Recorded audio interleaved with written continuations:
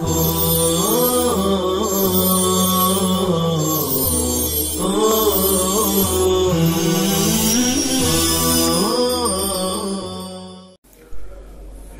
باللہ من الشیطان الرجیم بسم اللہ الرحمن الرحیم للذین احسنوا بالایمان الحسنى الجنہ وزیادۃ هی النظر الیہ تعالی کما فی حدیث مسلم ولا يرهق یغشى وجوہهم قطر سواد ولا ذلہ کآبۃ اولئک اصحاب الجنة هم فیہا خالدون والذین عطف علی الذین احسنوا اے وللذین کسبوا السیئات عملوا الشرک جزاء سیئۃ بمثلها وترهقهم ذلہ ما لهم من اللہ من زائد عاصم مانع فکأنما اغشیت البست وجوہهم قطعا بفتح الطاء جمع قطعة وإسكانها أي جزءا من الليل مظلما أولئك أصحاب النار هم فيها خالدون واذكر يوم نحشرهم الخلق جميعا ثم نقول للذين أشركوا مكانكم نصب بألزموا مقدرا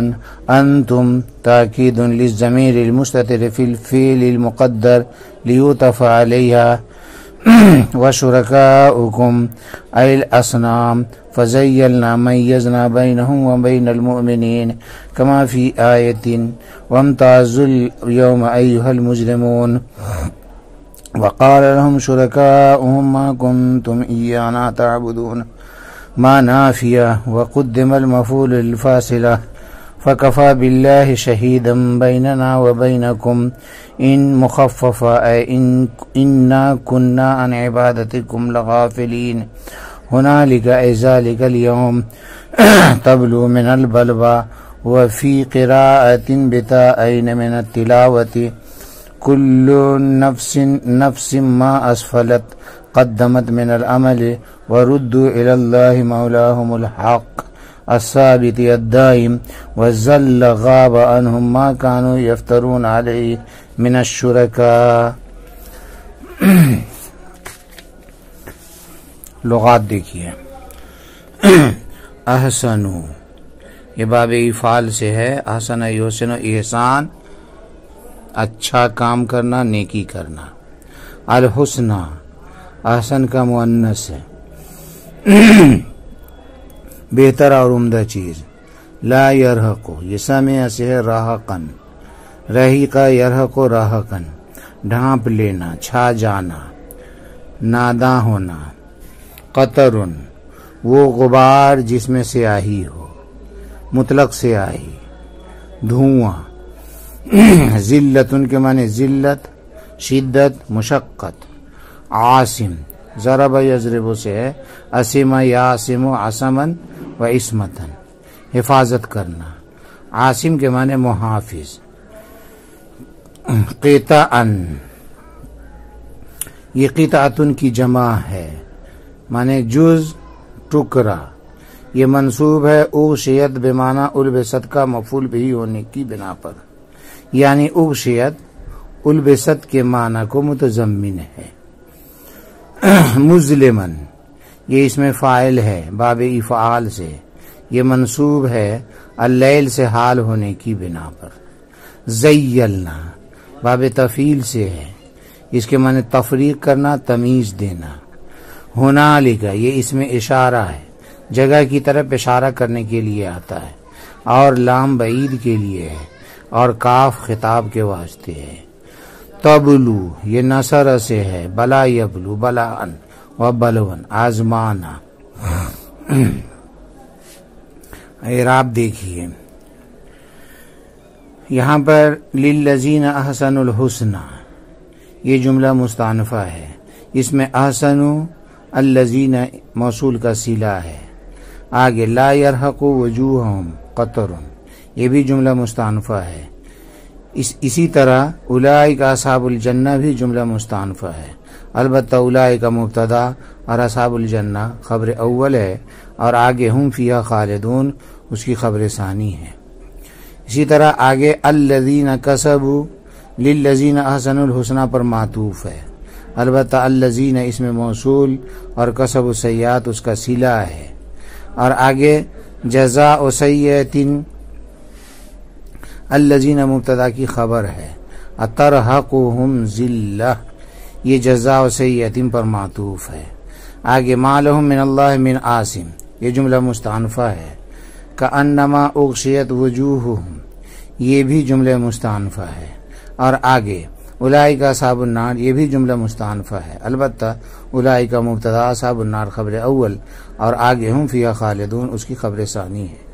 آگے یوما کا منصوب ہونا اذکر فعل مقدر کی وجہ سے مفعول بہ ہونے کی بنا پر ہے، اور نحشرہم پورا جملہ یوما کا مضاف الیہ ہونے کی وجہ سے محل جر میں ہے،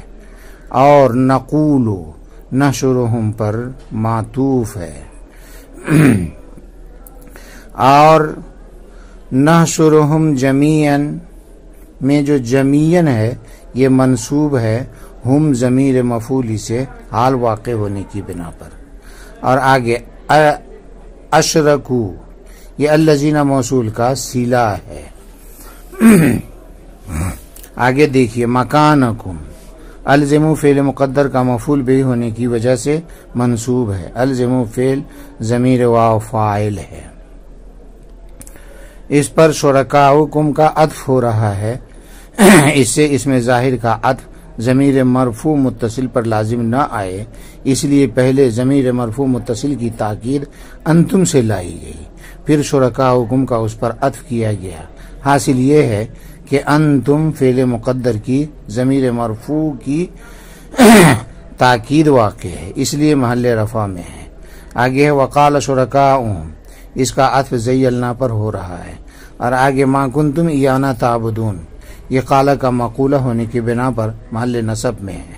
اور تعبدون کنتم کی خبر ہے اس لیے محل منصوب ہے۔ آگے فکفا باللہ شہیدن ما کنتم تعبدون پر معطوف ہے۔ آگے فرمایا گیا ان کننا عن عبادتکم لغافلین یہ جملہ علت کے درجے میں ہے، یہاں ان مخففہ من المثقلہ ہے، اور اس کا اسم ضمیر متکلم ہے جو محذوف ہے یعنی اننا، اور کننا عن عبادتکم لغافلین یہ جملہ محل رفع میں ہے ان مخففہ کی خبر ہونے کی بنا پر، اور آگے ہنالک تبلو کل نفس یہ جملہ مستأنفہ ہے، اور ما موصول تبلو کا مفعول بہ ہے، اور اسفلت اس کا صلہ ہے، اور آگے ردو الی اللہ یہ بھی جملہ مستأنفہ ہے، ما قبل والے جملہ تبلو کل نفس پر معطوف ہے، وضل عنہم یہ بھی ما قبل پر معطوف ہے۔ ما کانو یفترون میں ما موصول کانو یفترون اس کا صلہ ہے، اور خود یفترون کانو کی خبر ہونے کی وجہ سے محل نصب میں ہے۔ ترجمہ دیکھیے، ان لوگوں کے لیے جنہوں نے نیک عمل کیا ایمان لا کر، حسنہ یعنی عمدہ چیز ہے یعنی جنت ہے، اور مزید زیادتی ہے، وہ اللہ تبارک تعالیٰ کی طرف دیکھنا ہے جیسا کہ مسلم شریف کی حدیث میں ہے، اور ان کے چہرے پر سیاہی نہ چھائے گی اور ذلت ان کے چہرے پر نہ چھائے گی یعنی شدت، وہی لوگ جنتی ہیں اور وہ لوگ اس میں ہمیشہ ہمیشہ رہیں گے، اور وہ لوگ یہ معطوف ہے للذین احسنوا پر، یعنی اور ان لوگوں کے لیے جن لوگوں نے برے اعمال کیے یعنی عمل شرک کیا، برا بدلہ ہے اس کے برابر ان کے برائی کا بدلہ ہے اس کے برابر سرابر، اور ان پر ذلت طاری ہوگی، ان کو اللہ سے کوئی بچانے والا نہ ہوگا، ان کے چہرے کا حال سیاہی ایسی ہوگی گویا کہ ان کے چہرے پر تاریک رات کے تہ بتہ تاریک رات کی کئی تہیں ان کے چہرے پر ڈال دی گئی ہیں۔ یہ بے فتح قطعن تا کے فتح کے ساتھ قطعتن کی جمع ہے، اور اس کے سکون کے ساتھ یعنی قطعن یعنی ٹکڑا، من اولئک اصحاب النار، وہی لوگ جہنمی ہیں، وہ لوگ اس میں ہمیشہ ہمیشہ رہیں گے۔ اور وہ دن قابل ذکر ہے جس دن تمام خلائق کو ہم جمع کریں گے، پھر مشرکین سے کہیں گے تم سب کے سب اپنی اپنی جگہ پر رہو، تم اور تمہارے شرکاء۔ یہ منصوب مکانکم منصوب ہے الزمو فعل مقدر کی وجہ سے، انتم یہ فعل مقدر میں ضمیر مستتر کی تاکید کے لیے ہے تاکہ اس پر وہ شرکاءکم کا عطف کرنا صحیح ہو، یعنی شرکاء سے مراد اصنام ہے۔ پھر ہم ان دونوں کے درمیان اور ان لوگوں کے درمیان اور مومنین کے درمیان تفریق کر دیں گے، جیسا کہ دوسری آیت میں ہے وَامْتَازُوا الْيَوْمَ أَيُّهَا الْمُجْرِمُونَ، اور ان سے ان کے شرکاء کہیں گے کہ تم لوگ ہماری عبادت نہیں کیا کرتے تھے۔ ماں نافیہ ہے اور یہاں پر ایانا مفعول کو مقدم کر دیا گیا فاصلے کی رعایت کی وجہ سے، تو اللہ تبارک تعالیٰ کی ہمارے تمہارے درمیان کافی گواہی ہے یا گواہی کافی ہے، بے شک یہ مخففہ ہے، یعنی بے شک ہم لوگ تمہاری عبادت سے بے خبر تھے۔ اس دن ہر انسان آزما لے گا، یہ تبلو بلوا سے مشتق ہے، اور ایک قرات میں تلاوت سے 2 تا کے ساتھ ہے تتلو، جو انہوں نے عمل کیا اور ان کو مولا حقیقی کے پاس پہنچا دیا جائے گا جو باقی رہنے والا ہمیشہ رہنے والا ہے، اور ان سے وہ تمام معبودان باطلہ جن پر ان کا بھروسہ تھا یعنی شرکا وغیرہ سب غائب ہو جائیں گے۔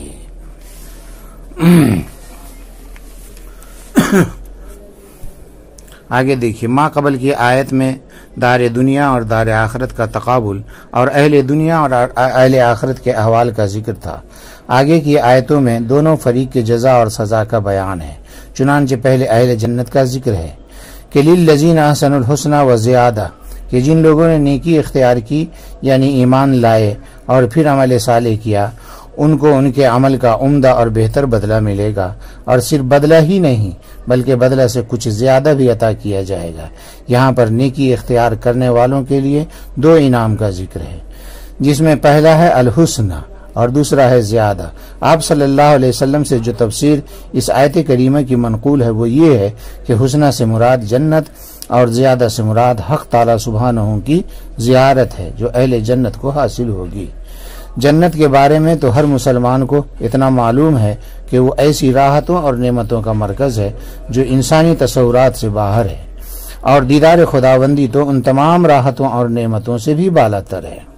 اگرچہ بعض حضرات نے زیادہ سے مراد لیا ہے رضوان اللہ الاکبر، اور بعض نے کہا ہے زیادہ سے مراد مضاعفت الحسنات ہے، اور بعض کے نزدیک زیادہ سے مراد ایک ہی موتی کا ایسا جھڑوکا ہے جس کے 4 دروازے ہوں گے، لیکن معتبر پہلی رائے معلوم ہوتی ہے جو جمہور صحابہ اور تابعین کی طرف منسوب ہے، جس کی طرف مفسر علام نے ہے النظر الیہ تعالی فرما کر متنبہ فرمایا ہے۔ نیز اس پہلی رائے کی تائید ایک حدیث سے بھی ہوتی ہے کہ آپ صلی اللہ علیہ وسلم نے فرمایا کہ جب اہل جنت میں داخل ہو چکیں گے تو خدا تعالیٰ ان سے خطاب فرمائیں گے کہ کیا تمہیں کسی اور چیز کی ضرورت ہے؟ اگر ہو تو بتلاؤ، اس کو پورا کریں۔ تو اہل جنت جواب دیں گے کہ آپ نے ہمارے چہرے روشن کیے اور ہمیں جنت میں داخل فرمایا اور جنت سے نجات دی، اس سے زیادہ اور کیا چیز طلب کریں؟ اس وقت درمیان سے حجاب اٹھا دیا جائے گا اور سب اہل جنت حق تعالیٰ کی زیارت کریں گے، تو معلوم ہوگا کہ جنت کی ساری نعمتوں سے بڑھ کر یہ نعمت تھی جس کی طرف ان کا دھیان بھی نہ گیا تھا، جو رب العالمین نے محض اپنے فضل و کرم سے بے مانگے عطا فرمائی۔ آگے انہی اہل جنت کا یہ حال بیان فرمایا جا رہا ہے کہ ان کے چہرے پر کبھی بھی کدورت اور تکلیف کا اثر بھی نہ چھائے گا اور نہ کسی طرح کی ذلت کا اثر ہوگا جو دنیا میں انسان کو کبھی نہ کبھی پیش آیا کرتا ہے، بلکہ اہل جنت کے چہرے حد درجہ خوبصورت اور روشن ہوں گے، جس کو اللہ تبارک تعالیٰ نے دوسری جگہ اس طرح بیان فرمایا ہے وجوہ یومئذ مسفرہ ضاحکۃ مستبشرہ۔ آگے فرمایا گیا اولئک اصحاب الجنۃ ھم فیہا خالدون، یعنی جن لوگوں کے لیے حسنہ اور زیادہ کی بشارت آئی ہے وہ لوگ ہمیشہ اس میں رہیں گے، کبھی اس سے نکالے نہ جائیں گے۔ آگے فرمایا گیا والذین کسبوا السیئات عملوا الشرک جزاء سیئۃ بمثلھا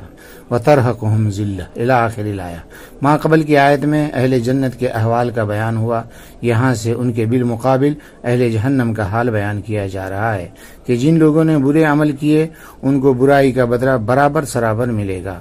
یعنی سزا بدی سے زیادہ نہ ہوگی، البتہ سزا میں کمی ہو جائے یا بعض گناہوں کو معاف کر دیا جائے تو ایسا ہو سکتا ہے۔ اللہ تبارک تعالیٰ کو اس کا پورا اختیار ہے،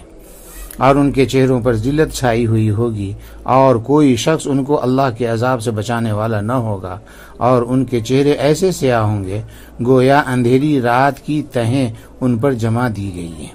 آگے فرمایا گیا اولئک اصحاب النار ہم فیہا خالدون، کہ وہی لوگ جن کی سزائیں ماقبل میں بیان کی گئی ہیں وہی لوگ مستحق جہنم ہیں جس میں وہ دائمی طور پر رہیں گے، اس سے خروج کی کوئی سبیل نہ ہوگی۔ آگے فرمایا گیا وَيَوْمَ نَحْشُرُهُمُ الْخَلْقَ جَمِيعًا ثُمَّ نَقُولُ إِلَى آخِرِ الْآیَةِ۔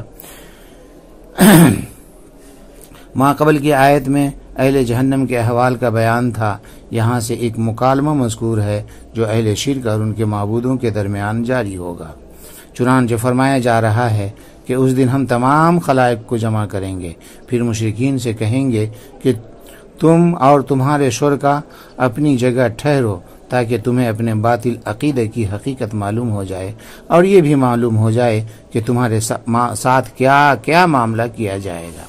اس وقت عجیب افراتفری اور نفسا نفسی کا عالم ہوگا، مشرکین اور ان کے معبودوں کے درمیان جدائی پڑ جائے گی، یعنی ان مشرکین اور ان کے معبودوں میں جو رشتہ اتحاد دنیا میں پایا جاتا تھا اس کو قطع کر دیا جائے گا۔ اس ہولناک وقت میں جبکہ مشرکین کو اپنے فرض معبودوں سے بہت کچھ توقعات تھیں، وہ صاف جواب دے دیں گے کہ تمہارا ہم سے کوئی تعلق نہیں رہا، تمہارا یہ دعویٰ کہ تم ہماری عبادت کرتے تھے سو یہ محض بکواس ہے،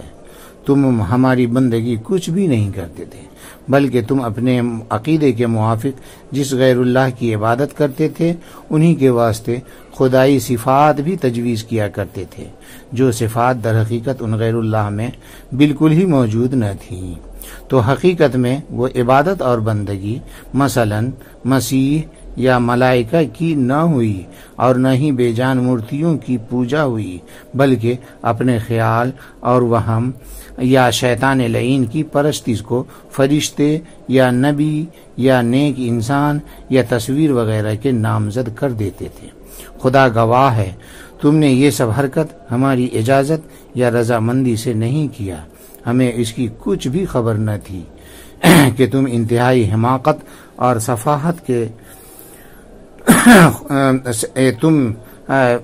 ہم کو بالکل خبر نہیں تھی کہ تم اپنی انتہائی حماقت اور سفاہت سے خدا کے مقابلے میں ہمیں معبود بنا ڈالو گے۔